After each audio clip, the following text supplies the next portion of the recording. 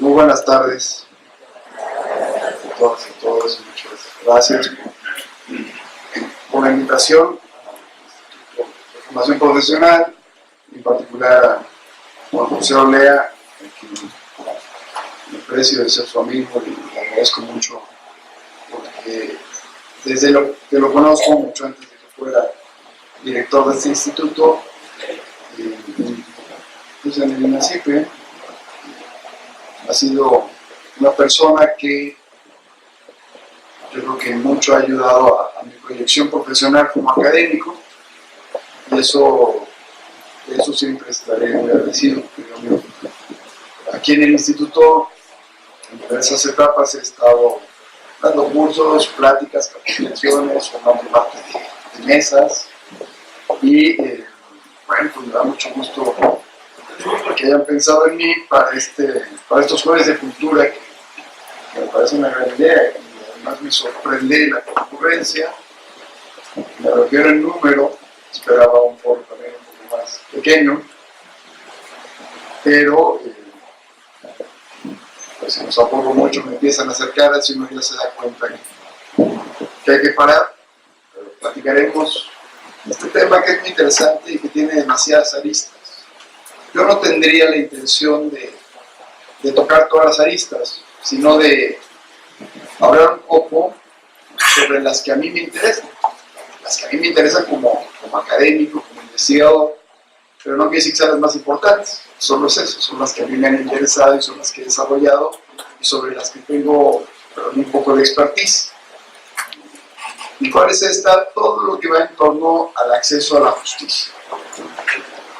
El tema de atención a víctimas, ¿no?, que es más para los psicólogos, para los médicos, para gente más técnica.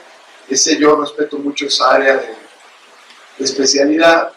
Yo solo toco esos temas solo si cruzan con el tema de acceso a la justicia, que es el tema sobre el cual centro mis argumentaciones. Va a ser muchas reflexiones generales que ayuden un poco a contextualizar el tema y a mostrarles a ustedes por qué yo considero que el tema es mucho más relevante de lo que parece y que además tiene muchísimas vetas para explotar en términos de investigación, en términos de academia y de enseñanza, por supuesto, pero también en términos de ejercicio profesional. Y solo, yo creo, si se tiene una visión holística y amplia del tema, se puede ir pensando, ya en ir particularizando y llegar a conclusiones un poco más serias. ¿Qué preocupa cuando se abordan estos temas? Que, bueno, pues ponerse del lado de la víctima es muy fácil, ¿no? Pero analizar todo lo que está en torno a la problemática del sufrimiento de una víctima, por supuesto que es por lo más complejo. Hablar de derechos humanos y ponerse de ese lado también es fácil, pero no son charlas de café las que nos permiten tener argumentaciones serias, ¿no? Eso hay nada más que tener cuidado entre cómo se toca el tema.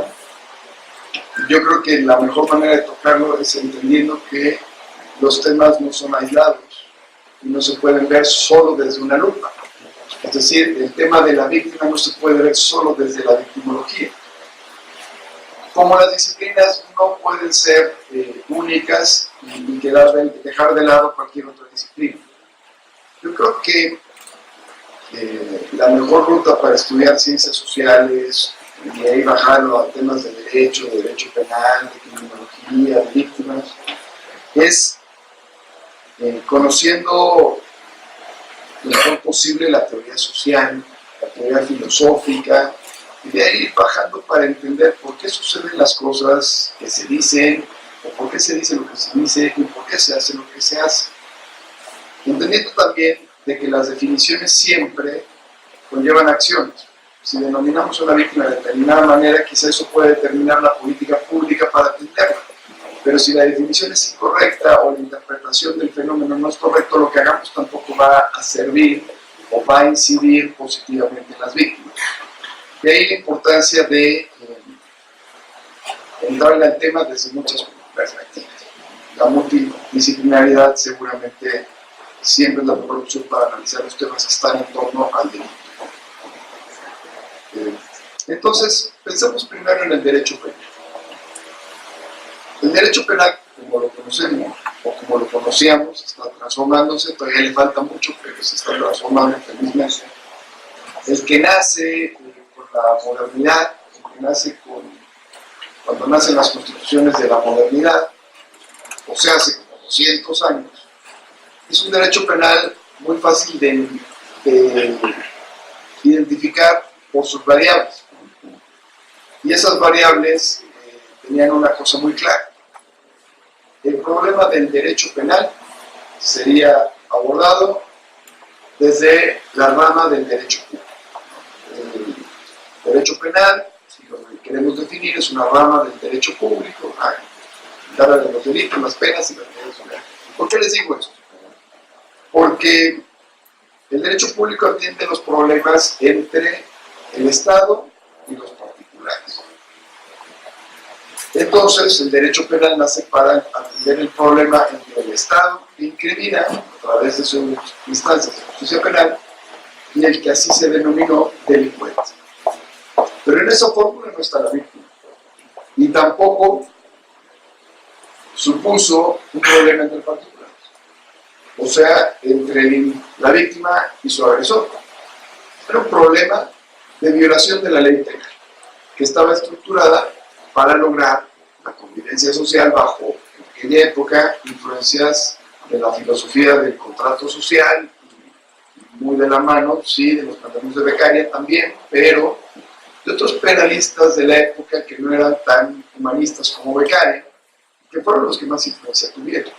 ¿Y por qué reflexiono esto? Por dos cosas. Primero, el derecho penal no olvidó a la víctima, como dice, y lo respeto mucho, la mayoría de los victimólogos.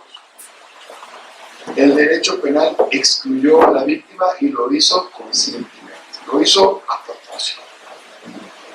La víctima tenía que ser atendida por el derecho entre particulares solo para efectos de repartición del daño. Y las variables del derecho penal entonces se conformaron, con excepción de los postulados de Beccaria, que no necesariamente se reflejaron de la mejor manera en la ley, por lo menos para entonces, de manera más bien represión de un derecho penal bastante represivo, que para la época, hace 200 años, era entendible si estábamos abandonando las épocas despóticas de las monarquías, donde pues, no había principios básicos que luego, por lo menos, en la enunciación de Beccaria, sí lograron meterse en el derecho penal. El principio de legalidad de las penas, principalmente. Eso sí. Pero la tendencia a utilizar el derecho penal como una amenaza para la intimidad, teoría académica se lo conoce como derecho penal simbólico, y por tanto las penas muy elevadas, las sanciones privativas de libertad interminables, ¿no? Aun cuando los postulados eran para abandonar la pena de muerte, hicieron del modelo de derecho penal de defensa social un modelo bastante represivo, que se vino a consolidar con los planteamientos del positivismo criminológico del siglo XIX. Ese derecho penal de defensa social, entonces, tenía esa justificación y esa legitimación. Reaccionamos para hacer posible la vida organizada, para defender la fórmula de la organización social, que al final del día pues era el propio derecho. Y la víctima no tenía ningún papel ahí ni podía tener, porque el derecho penal fue construido no para incluir, sino para excluir. Esta reflexión es importante porque luego hacia el 93, por ejemplo, metemos derechos, bueno, yo no me metí, pero se metieron derechos a la Constitución en favor de las víctimas y se aplaudió mucho. Pero la gran pregunta es, ¿de qué me sirve un derecho para la víctima en la Constitución si no tengo un modelo de justicia penal pensado para atender a las víctimas? Entonces, por eso, aún con la reforma del 2000, también en materia de derechos de víctimas, esos derechos siempre fueron letra muerta en la Constitución. No pudieron aterrizarse porque no había forma de que se aterrizaran. ¿Por qué? Porque el modelo de derecho penal y procesal penal no era amigable para las víctimas. Nació para excluirlas. Entonces, ¿cómo vamos a atender a una víctima y hacer efectivo un derecho constitucional si el instrumento aquel se construyó exactamente para lo contrario? Entonces, esta reflexión siempre es importante porque nos permite llegar a conclusiones un poco más serias. Un modelo procesal acusatorio, sin duda, es un modelo mucho más amigable para las víctimas. Y entonces, los derechos ya reforzados en la reforma del 2008, en el apartado C, tienen más expectativa de goce y ejercicio. Esto tiene sus bemoles, pero bueno, es una primera gran reflexión que para mí es interesante que ustedes identifiquen. Luego,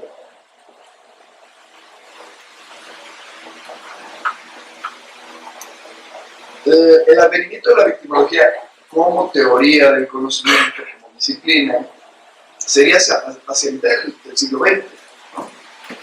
Cuando ya teníamos, no en México, pero en el modelo jurídico penal de la familia a la que pertenecemos, la influencia que tenemos, con más de un siglo de un derecho penal que se había consolidado en aquellas variables de defensa social. Entonces, por ejemplo, en nuestros códigos, incluso hace muchos años, cometiste un robo, regreso lo que me robé, pues está bien, regrésalo, pero de todas maneras te caerá todo el peso de la ley. O sea, no va a significar que eso te exima o que eso sea un atenuante. ¿Por qué? Porque aquí el tema no es la víctima, el tema es que violentaste la ley y tienes que pagar por eso. Eso es más retributivo. Y la retribución es propia de la premodernidad, ¿no? Con las variables del castigo, asociado a lo que religiosamente se identificó como pena penitencia, ¿no? Cometes un pecado, requieres un castigo y tendrás una penitencia. ¿No? Hagan ese traslado a la justicia penal moderna, sobre todo del siglo XIX y de más prácticamente todo el siglo XX, aunque hacia finales del siglo XX ya empezaban a darse ciertas luces de mejora de la justicia penal. Ahora, cuando digo mejora de la justicia penal, ¿a qué me estoy refiriendo? En particular, ¿no? Por supuesto, esta es solo una posición, pero también existen las otras. Yo les doy en la que creo y argumento por qué. Una justicia mejor es una justicia más democrática. ¿Y qué implica una justicia más democrática? Una justicia mucho menos lesiva para quien entre en contacto con los actores o los operadores de la justicia penal. Policías, ministerios públicos, jueces, funcionarios penitenciarios, custodios, etc. ¿Y por qué es mejor? Porque estoy del lado de los derechos humanos, bueno, esa es una razón. Pero necesitamos una explicación histórica y un poco más seria. Cuando nace la modernidad y se abandonan las etapas de despotismo, de la Inquisición, democracia significa igualdad. Y no es otra cosa más que podamos estar bien o lo mejor posible la mayoría de las personas. Que la mayoría de las personas podamos alcanzar nuestras expectativas de vida. Que la mayoría de las personas podamos participar de los bienes, de los servicios, etc. Bueno, una justicia penal democrática tiene que ser una justicia entre iguales. Y la fórmula jurídica, en aquel derecho penal naciente, pues sí, como se empezó a poner en la ley, se consagró una igualdad que identificamos como igualdad formal. La ley dice que somos iguales. Pero, ya un estudio más serio, una reflexión más sociológica, ¿de qué me sirve que la ley diga que soy igual si el día a día me trata totalmente diferente? Me echan la aplanadora y aquí cuáles igualdades, ¿no? Aquí hay unos más iguales que otros. El gran reto de la modernidad no solo ha sido reformar leyes para hacer leyes más equitativas. El gran reto viene con una paradoja. Y la paradoja es económica. Al reconocerse la igualdad para todos, entonces todos somos iguales y ya no hay jerarquías. Ya no hay quien manda, ya no está claro quién manda y quién obedece. Y por lo tanto ya no puede haber quién tiene dinero y quién no. O quién tiene dinero y quién solo tiene su fuerza de trabajo. La tesis marxista, ¿no? Ahora, todos por igual podemos acudir al mercado, podemos acudir a la riqueza, porque somos entre iguales y entre iguales vamos y hacemos negocios, ¿no? Y ya no soy un esclavo, ya tengo libertad. Entonces la moneda también tiene que circular libremente. El punto histórico es que, claro, algunos tuvieron más capacidad de acumular que otros y las desigualdades económicas o materiales se hicieron evidentes. El traer la igualdad al derecho, o consagrar las leyes, motivó el nacimiento de un modelo económico que es el capitalismo, que históricamente ha supuesto eso, ¿no? Pocos tienen mucho, muchos tienen poco. La famosa fórmula 80-20. El 80% de la población solo tiene el 20% de la riqueza y el 80% de la riqueza restante está solo en el 20% de la población. Y nos dicen que son 90-10. Y aquí en México a lo mejor es 99-1. Solo hay uno que es demasiado rico. Pero esa desigualdad material hace que la ley siempre se cargue hacia la balanza del más poderoso, y el más poderoso generalmente es el que controla el dinero, y eso también ha sido histórico en la historia de la humanidad. Bueno, por eso la importancia de poner equilibrios desde el derecho, pero esa reflexión la vamos a hacer un poquito más adelante. El gran debate trasladado esto hacia un sistema penal que podría ser democrático, la pregunta es ¿por qué tiene que ser democrático? Meter la igualdad en la ley supuso el advenimiento del capitalismo y de un modelo político diferente, el democrático, el que abandona la Inquisición y se pasa a la democracia. La gran pregunta es, con esas diferencias económicas, con esa paradoja de no somos iguales en la ley, pero somos demasiado desiguales materialmente hablando, entonces la democracia se convierte más en una aspiración que en una realidad.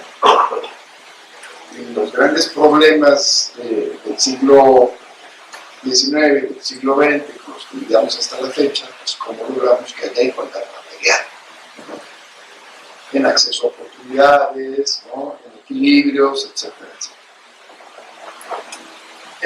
En temas de justicia penal, entonces, la justicia penal ya no podría ser inquisitiva, tiene que ser democrática, porque el modelo político ya es democrático. ¿Y qué implica un modelo de justicia penal democrático? Pues un modelo de justicia penal equilibrado, donde el poder de uno no aplaste al poder a la imposibilidad de defenderse del otro.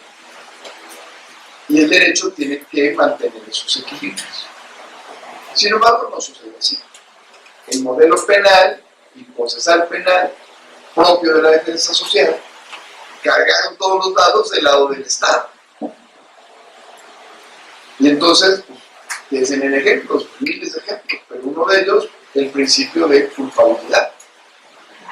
Códigos penales, creo que todavía alguno, o hasta hace poco todavía alguno decía, todos los delitos se presumen culposos salvo prueba en contrario, ¿no? Pues, de todas maneras tienes el poder y todavía el otro pobre tiene que demostrar su inocencia. ¿Quién no va a poder demostrar su inocencia? El materialmente débil, o sea, el pobre. Eso explica por qué la mayoría de las personas que están en prisión son gente pobre.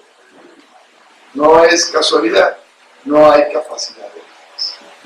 Si nosotros analizamos un sistema de justicia penal con unas leyes como esas de defensa social, pues lo que nos da como resultado es igual a un modelo represivo, más inquisitivo que democrático. Si las fórmulas procesales están para encontrar el delito en un delincuente, como lo quería Lombroso, o la influencia de Lombroso, pues más aún, ¿no? Todos los dados están cargados del lado del Estado.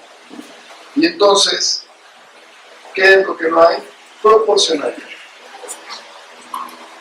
Pero esa balanza ¿no?, que siempre se carga de un lado, ¿cómo se puede nivelar? En un Estado democrático, solo con derechos. Y le pones derechos de este lado de la balanza para que el contrapeso ayude a defenderse ¿de quién? Del sistema. Y la primera inercia fue: los imputados de delito, que no se les llamaba así, tienen que tener más derechos para defenderse del poder avasallador del Estado. Y por eso el 20 constitucional se empezó a cargar de derechos para los imputados y para tratar de hacer un contrapeso. Si pensamos en víctimas, las víctimas también son débiles frente a la justicia. Y también necesitan derechos frente a la justicia penal, no frente a su agresor. ¿Por qué? Porque un sistema penal democrático debe de respetar mucho los derechos de los involucrados, y para que eso suceda, le das derechos acá y les exiges más, o les restringes sus potestades. Al final del día, yo no sé si son abogados todos o no, pero la fórmula del derecho es muy simple, es una fórmula de equilibrio de derechos y obligaciones. Alguien tiene un derecho, alguien tiene que tener la contraprestación. Mis hijas tienen el derecho absoluto de que yo las alimente, y yo tengo la obligación absoluta de que eso suceda. Así lo dice la ley. Serán más grandes, yo más viejito, y entonces será al revés, ¿no? Yo tendré el derecho y ellas tendrán la obligación, pero siempre tiene que haber un peso y contrapeso para que haya un equilibrio. Cuando las relaciones de derecho público, como en el derecho penal, las potestades y los derechos del Estado, el ius puniendum, se convierten en una carga para las personas. Como los derechos que les des a las personas se convierten en una carga para el Estado, porque las relaciones entre el Estado y... Entonces, si todas las lados se cargan de este lado, es porque las potestades se ampliaron en detrimento de las personas. Eso es un modelo de justicia penal inquisitivo, porque todo el poder está de un lado. Derechos para los involucrados, más derechos, más restricciones, más derechos, más restricciones. Un modelo de justicia penal más equilibrado, por lo tanto más democrático. Ahora, el Estado entonces, desde su transformación, primero en el iluminismo, en la ilustración, en los inicios de la modernidad, con las constituciones modernas, el Código de Napoleón, etcétera, etcétera, empezaron a dar el primer paso hacia modelos más democráticos. No solo de justicia penal, sino en general, en todas las instituciones que tienen base en el derecho. O sea, el derecho se justifica a partir de entonces porque consagra los derechos por igual. Después nos dimos cuenta que no era suficiente, que hay que cargar derechos de un lado para compensar los contrapesos. Las famosas fórmulas de acción positiva, derechos para grupos en especial vulnerabilidad, para que tengan mayor posibilidad de defenderse. Bueno, eso ha supuesto la inclusión de más derechos humanos en la Constitución, con la reforma del 2011, el reconocimiento de los derechos en los tratados internacionales en rango constitucional, con el principio por persona, ¿no? Y hemos estado dando pasos importantes hacia la consolidación democrática del Estado. ¿Qué implica consolidar democráticamente el Estado? Más derecho y más exigencias para el Estado. Más restricciones a las potestades del Estado. Alguna vez el procurador Pascal, hace un año, no sé quién sea ahora, decía: perdón, yo tengo amplias facultades para perseguir el delito. No, pues si no es licencia para matar, ¿no? Tienes la obligación de perseguir el delito y de hacerlo conforme a las reglas del juego. No son facultades, son obligaciones. Facultad es un derecho, obligación es diferente. No nos confundamos. Bueno, este proceso de democratización ha sido lento para la justicia penal, pero como se hace evidente, entre más requisitos y exigencia haya para las autoridades del sistema penal, Ah, ¿tú quieres hacer esto? Estos son los protocolos, estos son requisitos. Y más derechos haya para las personas potencialmente afectadas por la justicia penal. Imputados de delito, condenados, sentenciados obligatoriamente, víctimas, familiares de víctimas, testigos. Esto tiene que tener más derechos y las instancias de la justicia penal más obligaciones.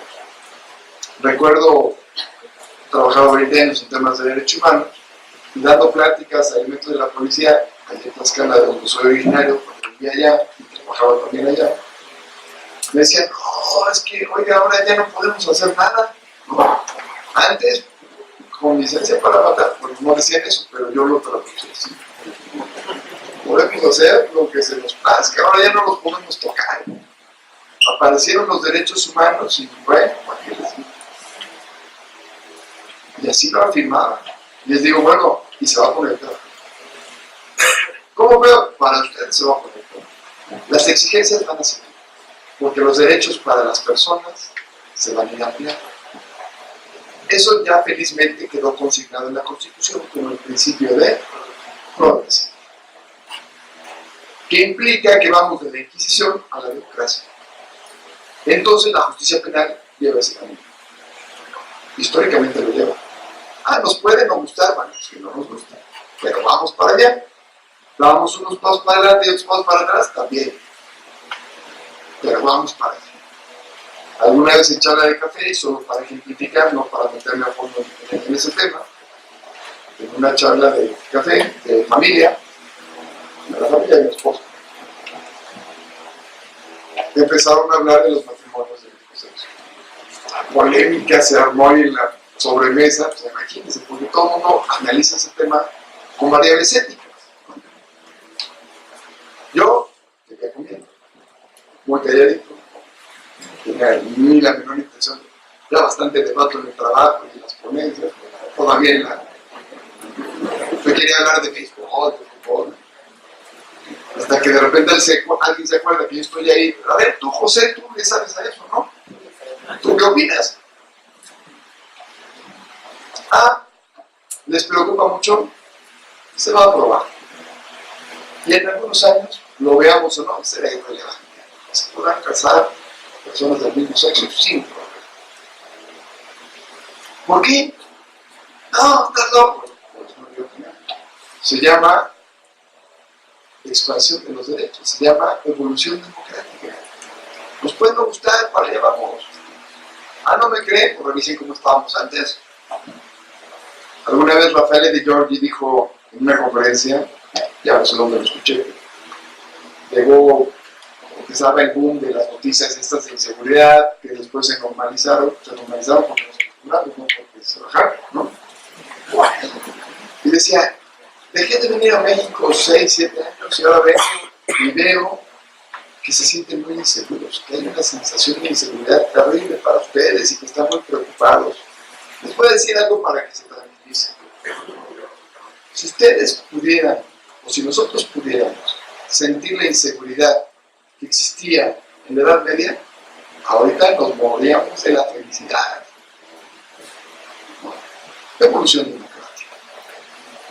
Entonces, la evolución democrática, y esa es una de las conclusiones importantes a las que nos lleva, también tiene que ser cultural, porque la cultura también evoluciona. Y esa lleva su propio ritmo, ¿no? Y tiene que ver con procesos de educación, tiene que ver con diversas de muchos tipos, pero cambiará. Y lo que hoy es terrible y satanizado, después será irrelevante y normal, y lo que hoy es normal y irrelevante, hace algunos años era satanizado. Es parte de la evolución. Lo que pasa es que generalmente queremos ver solo nuestra época como si fuera la única, la mejor e incambiable. Y lo único que tenemos claro que es todo lo contrario, cambiará. Me puede gustar, no me gustar, lo puedo ver, no lo puedo ver, pero sucederá. A lo mejor nos morimos antes de que tengamos un sistema así para el democrático. Y no porque nos vamos a morir pronto, sino porque a lo mejor va a tardar mucho tiempo. Pero estamos en un proceso de la historia bien interesante para nuestro país en el tema de la justicia. El paso que se dio con la reforma del 2008 es un paso bien interesante. Hay un detallito con esta mano. Todas las reservas de las potestades terribles para el Estado tratándose de criminalidad organizada, bajo la lógica de si no tenemos fuerza, no podemos contra el crimen. Y la historia lo que ha demostrado, y los papeles lo que demuestran, es que demasiada fuerza genera más violencia y más violaciones a derechos humanos. Y no hay forma de demostrar lo contrario. ¿Qué es lo que pasa? Que si nosotros escuchamos que el Estado tiene fuerza, nos sentimos más seguros. Y es más importante cómo nos sintamos que cómo estamos. ¿Y por qué es más importante? Bueno, hay una teoría que lo explica, ¿no? Y esta empezó a surgir en principios del siglo XX. Si a mí no me sacan de la duda y yo percibo una realidad, actúo en consecuencia y para mí eso es cierto. Y si no llega un peritaje que me diga lo contrario, para mí eso es así y actúo en consecuencia. Como interpretamos la realidad, la validamos. Todo el positivismo y también el criminológico negaron la subjetividad del conocimiento. Se centraron en tratar de lograr la objetividad del conocimiento. ¿Por qué? Porque quieren abandonar la época teológica, ¿no? ¿Por qué sucede esto? Porque Dios quiso, que querían ser científicos. Pero cometieron exactamente el mismo pecado, acabaron siendo los metafísicos, ¿no? Y si analizamos seriamente la teoría locrosiana, tiene ese pequeño error. La metafísica, el que tanto denigró y quiso abandonar su pensamiento, es una metafísica pura. Porque se quiso adelantar al delito y eso no puede ser, porque la realidad no es un absoluto, la realidad es un proceso de construcción permanente. Y lo que ayuda a esa construcción precisamente son los procesos de interpretación. Eso lo dijo, o lo empezó a decir, el interaccionismo simbólico y luego miles de teorías que han salido hacia adelante, que pues, es otro tema, pero es bien interesante. Pero bueno, entonces, regresando a nuestra idea inicial. ¿Por qué son más beneficiadas ahora las víctimas que antes? Porque nuestro sistema de justicia federal es más democrático y entonces las incluye. ¿Qué logramos hacer para ello? La parte de la reforma del 2008, que sí fue democrática. Y donde felizmente se metieron no solo más derechos para las víctimas, que ya más ajustaron algunos, sino que se hizo un modelo de justicia penal más democrático. El modelo procesal acusatorio es una propuesta garantista y por lo tanto una propuesta de derechos humanos.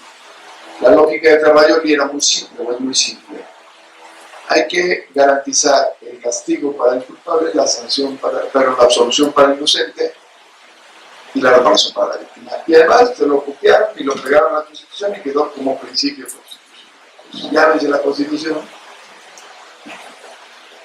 la agarramos de pretexto, pero bueno, ayudó muchísimo.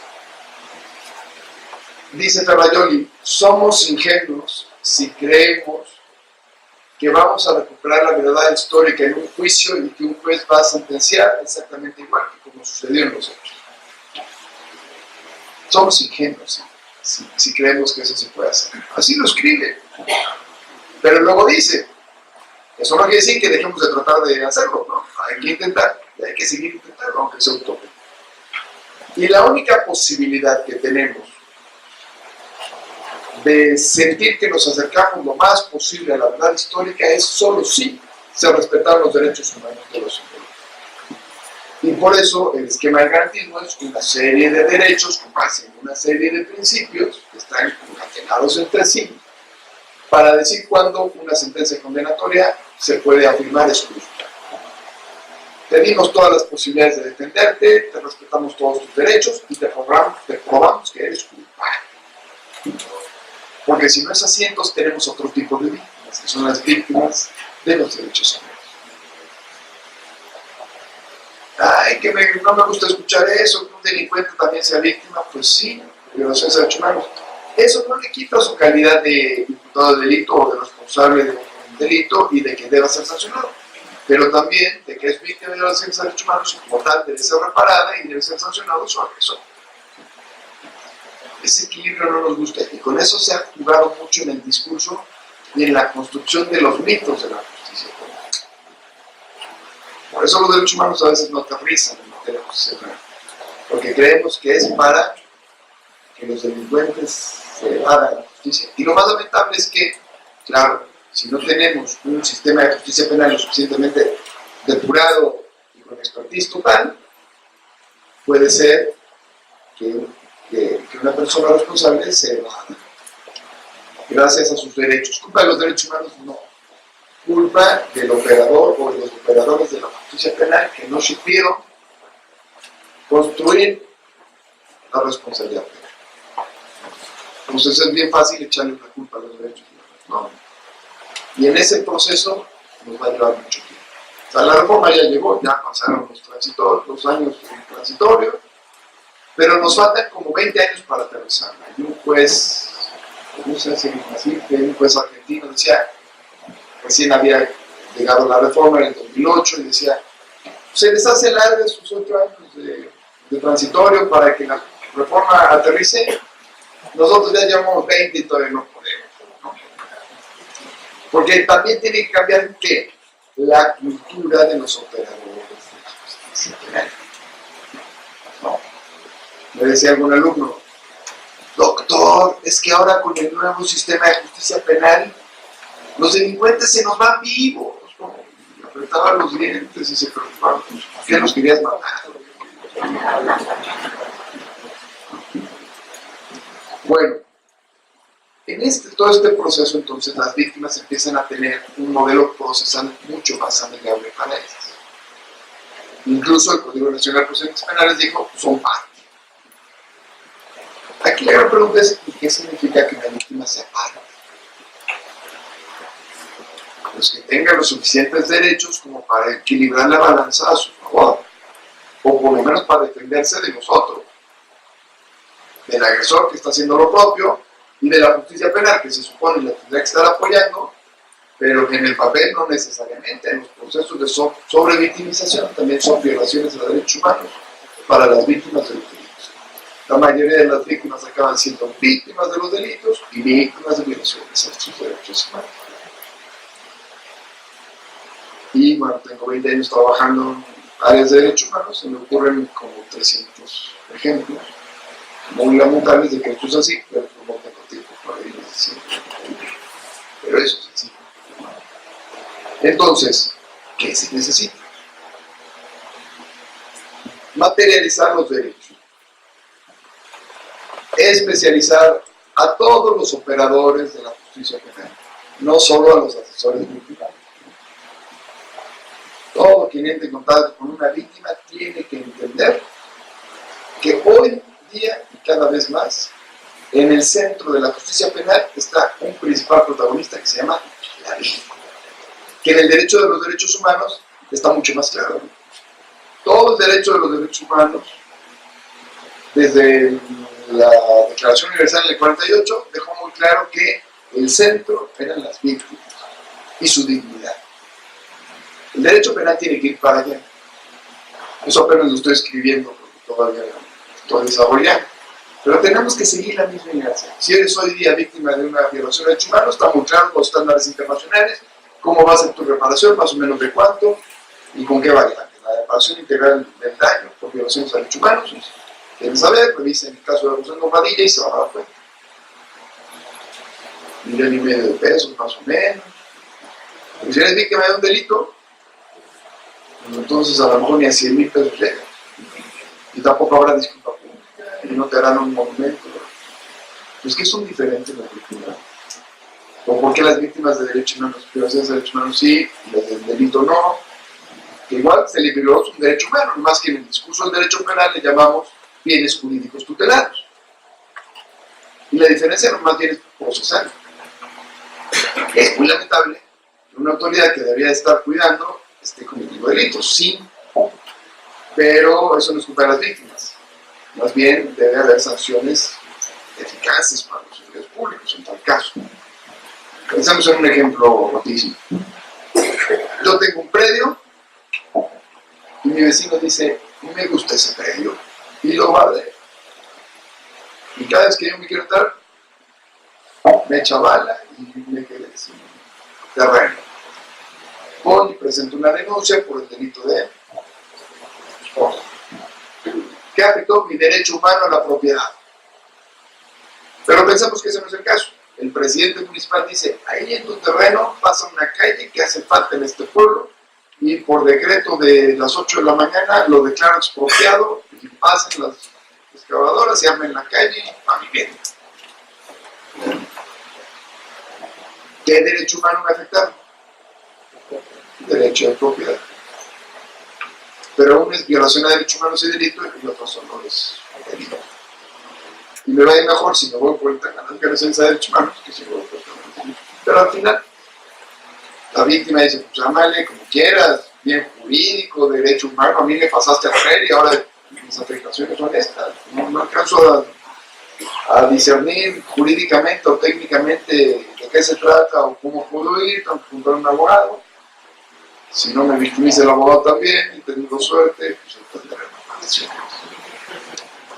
Entonces, ahí tenemos una tarea pendiente, ¿no? El tema de lograr que las víctimas de los delitos tengan estándares muy claros y tan buenos como los de las violaciones a los derechos humanos. Lo cual está complicadísimo. Pero ahí está el gran reto. Ahora, ¿qué falta? Ya llegó la reforma procesal, ya tenemos un procedimiento mucho más amigable para las víctimas de los delitos y de las violaciones a derechos humanos. Sí. Ya con eso, ya nomás hay que aprender a operarla, ya nomás hay que cambiar la cultura. ¿Falta alguna reforma? Yo creo que sí. Porque se reformó la ley procesal, pero no se reformó la ley sustantiva. Y la ley sustantiva que anda vigente en cada entidad federativa y en el Código Federal Penal tiene todavía un arraigo muy claro de la defensa social. El modelo garantista no solo es para el procedimiento, también hay para la ley sustantiva. Si analizáramos los axiomas de Ferraioli, nos daríamos cuenta de que de esos 10 axiomas, solo 4 se refieren a la ley procesal. Los otros 6 tienen que ver con la ley sustantiva. Pero eso no se reformó. ¿Qué tenemos? Incongruencia entre ley sustantiva y legal. Es decir, tenemos una ley adjetiva democrática y una ley sustantiva inquisitiva. Son enemigos, ¿eh? Son dos fórmulas antagónicas. ¿Por qué las estamos haciendo convivir? ¿Cuál es el problema? A ver, que cada entidad federativa legisle un código penal más democrático, respetuoso de los derechos humanos con bases garantistas. Mejor hagamos un código nacional, o una ley general, un código nacional penal, y metámosle variables garantistas, congruentes con aquellas. ¿Por qué? Porque desde la definición sustantiva, desde ahí defines qué tanto vas a poder apoyar o qué tanto vas a fregar a las víctimas de los delitos y a ellas y a los imputados de delitos, o sea, a las víctimas de violación a los derechos. Esa va a venir pronto, quién sabe. Pero bueno, ¿por qué? Porque es necesario, porque en congruencia tiene que ser así. Y tendremos que acabar con aquellas variables represivas como el arraigo, poco a poco. Si se dan cuenta, en esta administración, por ejemplo, ha habido mucho menos arraigos que en la administración anterior. Eso ya dice mucho, ¿no? Pero hay que sacarlo de la Constitución. ¿Por qué? Porque no es democrático. Ah, no estamos en condiciones, culturalmente no, políticamente no se puede. Bueno, ok, está nada en la Constitución. Porque los estándares internacionales dicen que no se puede porque es un espacio que propicia violaciones de los derechos humanos. Bueno, entonces, desde mi perspectiva, la reforma de la justicia penal de 2008, un gran paso hacia la democratización de la justicia penal. La reforma, excepto por las variables inquisitivas que ya contamos, ¿no? Pero que cambiarán tarde o temprano. La reforma de derechos humanos del 2011, un gran paso del Estado mexicano hacia su consolidación democrática. Esta reforma ayuda, como no tienen idea, a fortalecer el proceso de construcción democrática de la justicia penal que venía del 2008. Es decir, hay un vínculo interesante entre ambas reformas, porque ambas reformas, aunque son en espacios diferentes, se denominan diferentes, son al final del día reformas de derechos humanos. Esos son. Y vamos hacia la consolidación democrática del Estado mexicano. ¿Qué tan rápido? Bueno, pues ahí vamos. Yo creo que veníamos muy lentos y a partir del 2008, incluso del 2005, con la reforma de la justicia para adolescentes, el proceso se ha acelerado, felizmente, ¿no? Pero eso implica también hacer una consolidación de la cultura democrática. Y eso en todos los ámbitos, no solo en... Y les doy una anécdota rápida. Hace muchos años, ya a lo mejor les parece así, pero no, yo acabé en Acapulco, no les voy a contar una anécdota, sino acabé comiendo con el procurador, porque después de ahí vamos a dar una plática de derechos humanos y víctimas para ministerios públicos y policía judicial en esa época. Estoy hablando de hace más de 15 años, del siglo pasado en realidad, no tanto. Y entonces, lo que iba a ser un curso de una semana acabó siendo una plática de 2 horas. Y yo creo que pues, era la invitación a comer del procurador, nada más para justificar por qué me habían bajado el número de horas. Pero me acuerdo que me decía el procurador: doctor Zamora, por favor, maestro, mi doctorado también, quiero que logre algo con mis muchachos. Se refería, supongo, a la policía, ¿no? Quiero que los convenza de que cuando detengan a una persona, le respeten sus derechos, le respeten su dignidad. Y yo, oiga, señor procurador, si yo pudiera hacer eso en 2 horas, no andaría dando cursos de derechos humanos. Sería un orador de estos que hacen grandes convenciones, motivando personas. Y le decía, creo que no le gustó, no me volvieron a invitar.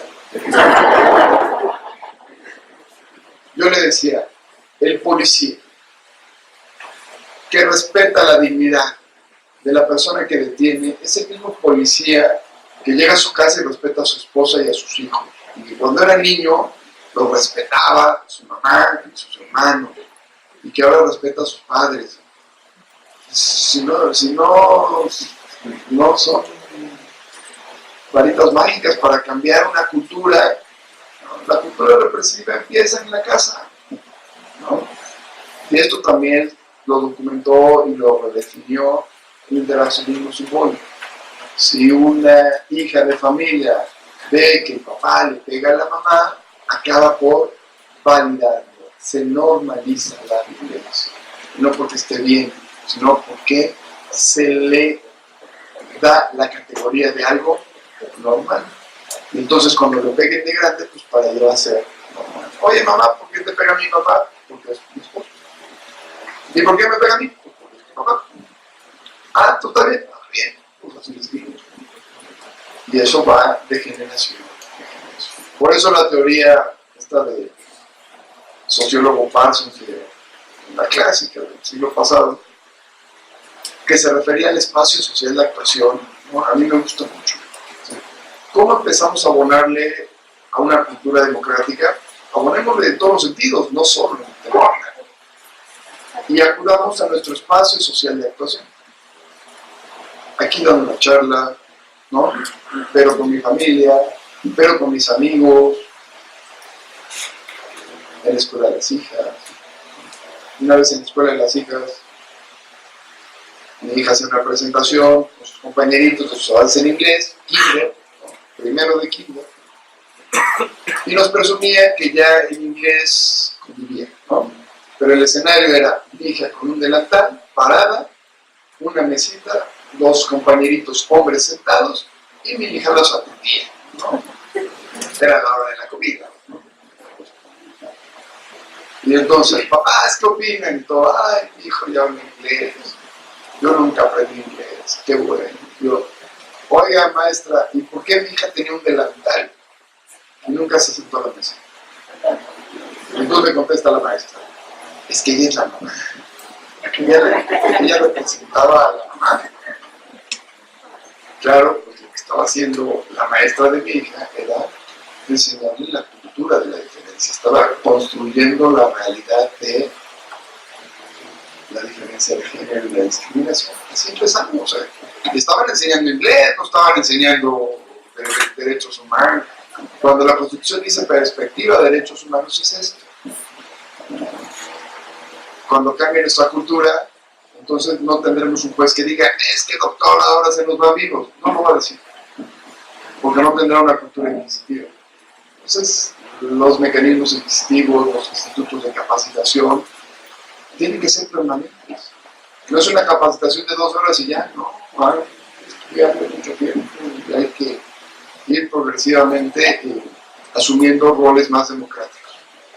Como padres, como profesionistas, como hijos, como amigos, como compañeros, y por supuesto compañeras, amigas, profesionistas, etcétera, etcétera. Entonces, es un proceso de democratización del Estado que no solo es responsabilidad del Estado. Y si no aprendemos a asumir nuestras responsabilidades, la parte más fácil es criticarnos a las autoridades, y ahí nos hemos hecho especialistas, ¿no? No abran sus memes y véanlo. Pero eso también es una manera muy fácil de deslindar mis responsabilidades, ¿no? Yo sí, cada vez que empiezan a echar grilla y los trabajo para el gobierno, pues, me duele, ¿no? Porque además sabemos gente muy honesta, me incluyo el gobierno, querido amigo, entonces no generalicemos, a ver, que esté libre de pecado, que evite la primera piedra.